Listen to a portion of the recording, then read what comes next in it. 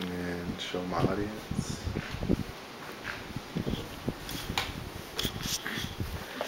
You're not a good camera holder. Hello, I'm Vincent Moreno, and I was going to give a speech, personal narrative speech. 2 years ago in 2011, two of my friends decided to go on a camping trip in the summertime. So we loaded up my friend Thomas's mom's Suburban with our 3 bikes, camping equipment, Walmart snacks, and just anything else we could get to survive out in the wilderness. A 12-pack of beer, and whatever essentials a man needs when he's trying to find himself spiritually in the woods. So we started our trip leaving my house in Rockwall, and we ended up heading down 20 straight, catching another highway going east towards Louisiana.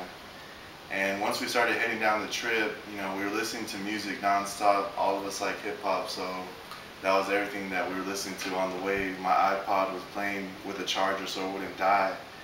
And as we were getting closer to our destination, I just kept on using my Google GPS map to, estimate how quick the trip was going to take. Once we finally got to the camping site, it was already midnight, and it was very scary. My friend Thomas is kind of a feminine guy, so he was scared. I had to comfort him. And so once we pulled up to the camping gates, it was a cold night around midnight. It was a really spooky experience, but luckily I wasn't afraid. So my other friend Crazy Dave and I got out to go inspect the camping grounds before we let Thomas out of the Suburban because he was scared. And then once we were finally at the camping site, we unloaded all of our equipment and left the lights onto the truck because we kept on hearing animals moving around us.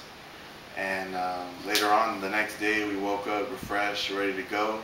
So we decided to get on our bikes and ride to the local city and explore.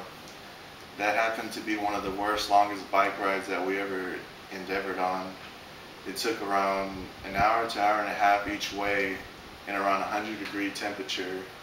And luckily I brought enough water, and on the way there my friends weren't sure if they wanted to go back or just stay because we didn't have enough energy.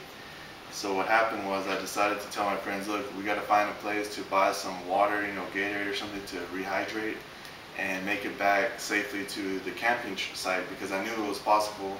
They were losing all signs of hope, but I told them, it's not that impossible, that we could do it. So then we got back on our bikes and headed back the long trek to our camping site. And once we arrived, finally they, had faith in me after that and all my decisions that we were making. So after that, I knew that my friends, believed in me and my leadership skills, and that's what I think today that I bring to the table with all my other friends when we're on different trips.